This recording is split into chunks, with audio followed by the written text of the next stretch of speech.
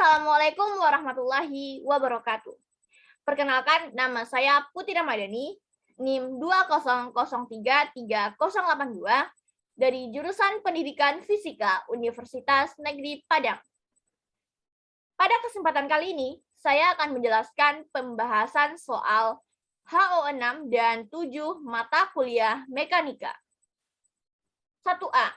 Rumuskan sistem koordinat rotasi berdasarkan gambar berikut. Ini ada sumbu koordinat kartesius, ada 3 dimensi, ada X, Y, dan Z. Ini berlaku persamaan V sama dengan V aksen ditambah omega dikali R aksen, di mana perkalian antara omega dan R aksen ini adalah perkalian cross. Lalu persamaan ini kita turunkan terhadap T. Berarti kita peroleh dr dt sama dengan dr aksen dt ditambah omega dikali r aksen. Kemudian r aksennya ini kita keluarkan, diperoleh d dt ditambah omega x dikali r aksen. Maka diperoleh d dt ditambah omega dikali r aksen.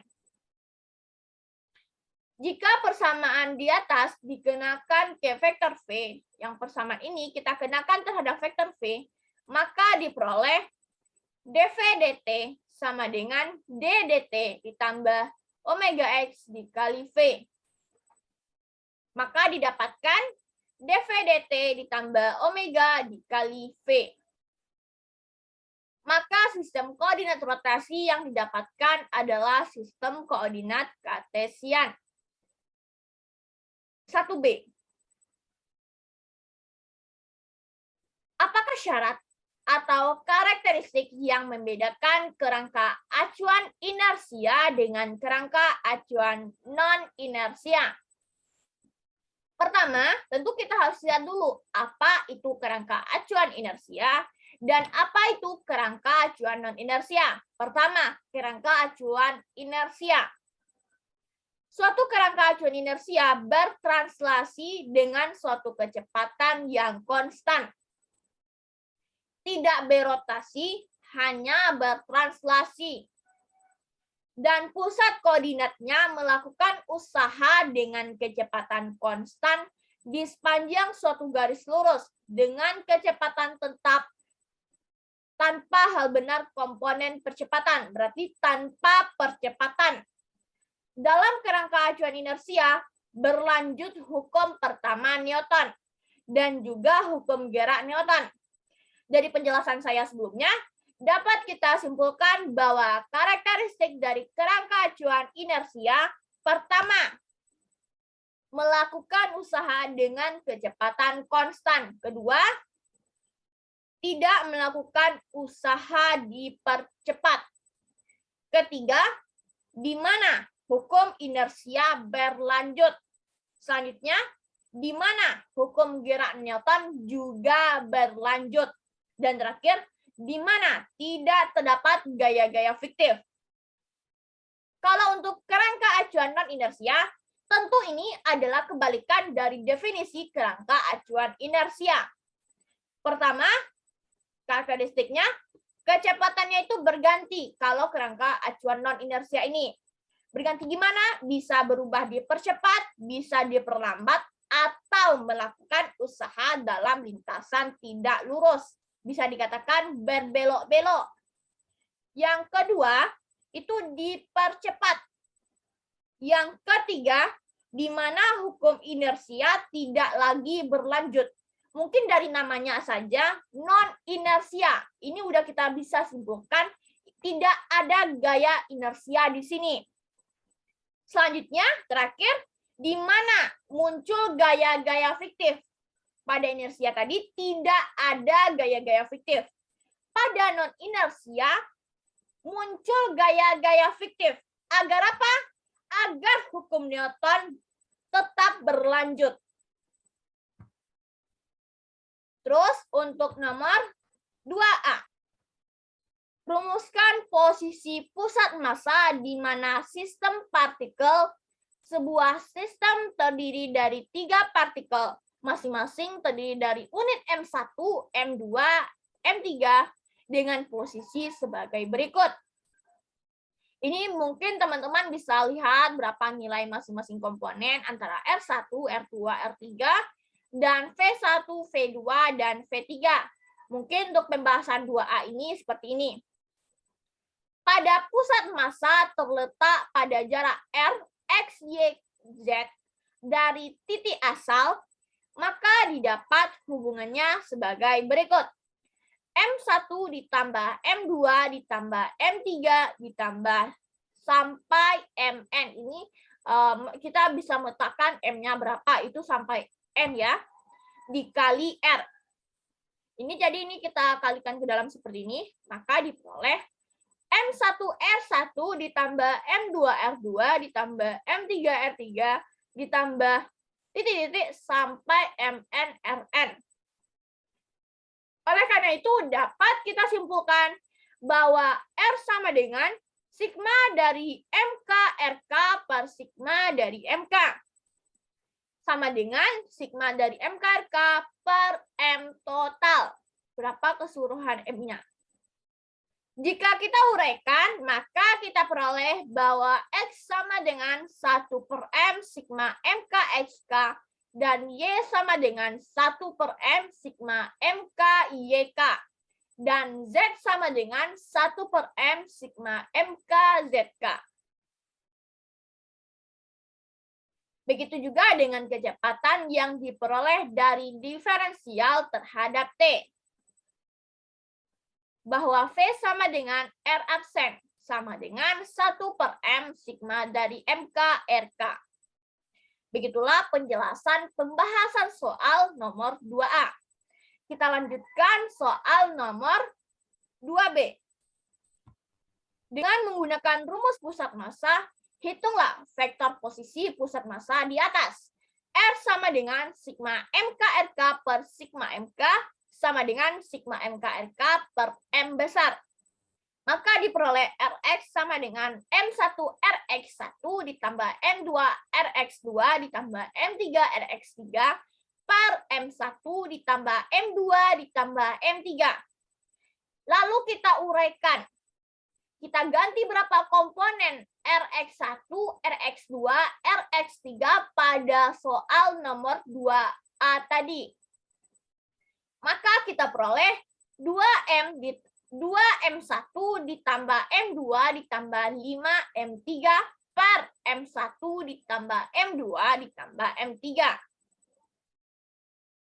Jika teman-teman sudah mengerti bagaimana mencari Rx, maka teman-teman pasti mengerti dan memahami bagaimana menentukan nilai Ry dan Rz. Teman-teman hanya bisa tinggal menggantikan X1, X2, X3-nya dengan sesuai komponen Y dan Z-nya. Dan nilainya juga akan menyesuaikan tergantung pada soal nomor 2A. Untuk hasilnya teman-teman bisa lihat hasil akhir dari Ry, Rz-nya. Next. 3A. Pusat massa. Samaan yang ini. Kita jabarkan terlebih dahulu. R sama dengan sigma MK RK per sigma MK. Sama dengan sigma MK RK per M besar. Ini ada penjelasan bahwa M besar atau sigma MK di sini adalah jumlah dari keseluruhan massa dalam sistem. Dan jumlah sigma dari K sama dengan 1 sampai K sama dengan I.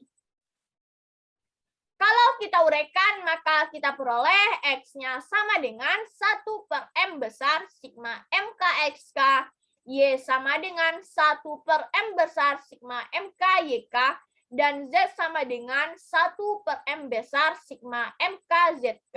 Jadi dapat kita simpulkan bahwa pusat massa merupakan posisi rata-rata dari massa berat kecepatan pada pusat massa dapat diperoleh dengan diferensial terhadap T. Oke, mengerti? Nomor 3B. Hitunglah kecepatan pusat massa sistem partikel pada soal nomor 2A di atas. Ini soal nomor 2A tadi yang ada komponen Rx1, yang ada komponen R1, R2, R3, V1, V2, dan V3-nya. Maka kita hitung dulu berapa kecepatan pusat massa sistem partikel yang diminta soal. Vpm sama dengan M1V1 ditambah M2V2 ditambah M3V3 per M1 ditambah M2 ditambah M3. Lalu nilai V1, V2-nya ini kita ganti. Begitu juga dengan V3 berdasarkan angka yang pada soal ini. Setelah itu kita ganti nilai V1, V2. Setelah kita ganti nilai V1, V2, dan V3-nya, maka kita operasikan. Langkah kita adalah kita keluarkan yang ada M1, M2, M3-nya. Lalu kita kalkulasikan, kita kalikan ini, kita kali ke dalam, kita kalikan ke dalam, kita kalikan ke dalam. M2-nya juga, M2 kali 3I dikali 2J dikali dengan K. M3-nya juga demikian.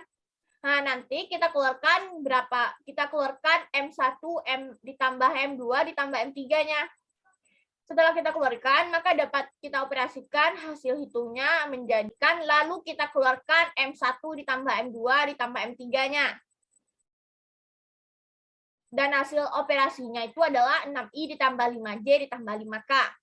Per M1 ditambah M2 ditambah M3.